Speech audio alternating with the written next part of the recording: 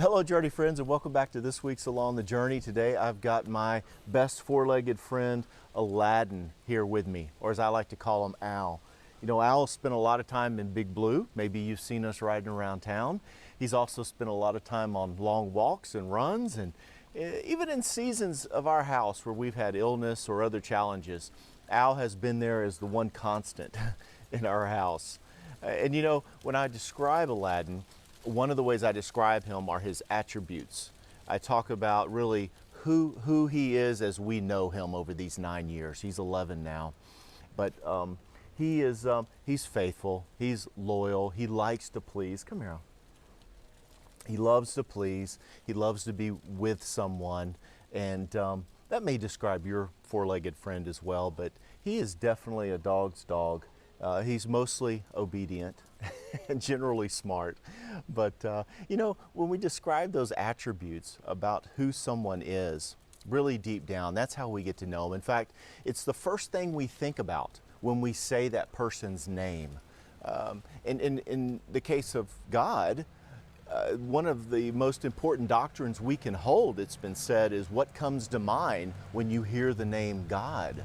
What's the immediate understanding of who God is? That is perhaps the most important doctrine we can hold as believers. And what we believe and what comes to mind is important to how we live out our faith. And so this week we'd move into section 3 in the journey. Section 3 is on knowing God.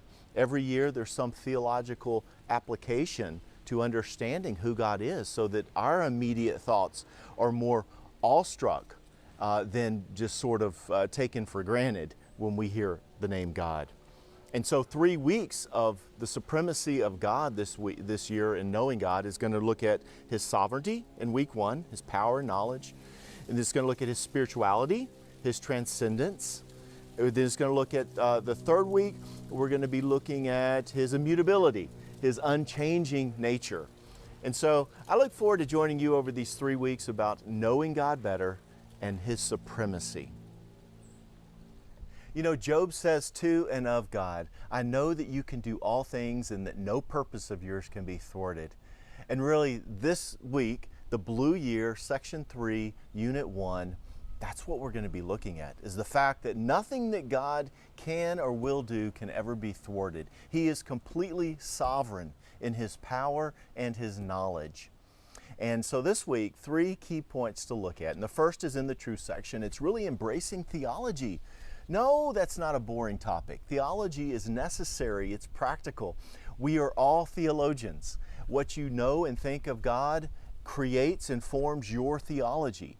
And your theology drives and motivates how you live out your faith and how you describe and explain God to others. And so embracing theology in the truth section this week is going to look at things like, what does it mean that He's all powerful? What does it mean that He's omniscient, that He sees and knows all things? And how does that lead to sovereignty? What does it really mean?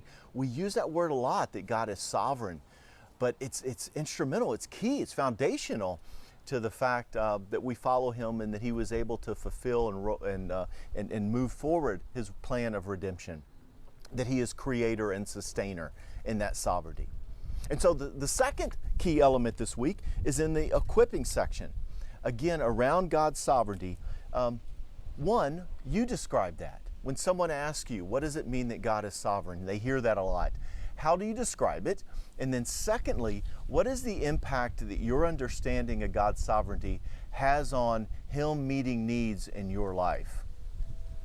When you go through the valleys, what does relying on God's sovereignty really, how does that apply to you? When you're going through the mountaintops, how does the idea of God's sovereignty apply to you? And so really a personal application to either God is sovereign or He's not, and how can we utilize that? So really personal, impactful points of reflection in the equipping section. And then lastly, the third key element this week is in the mission statement, in the mission section. You know, typically Journey is not about the group. You know, we have our time together and we sort of hash out what we learn, but the application is really one-on-one. It's how we're being sent from that group.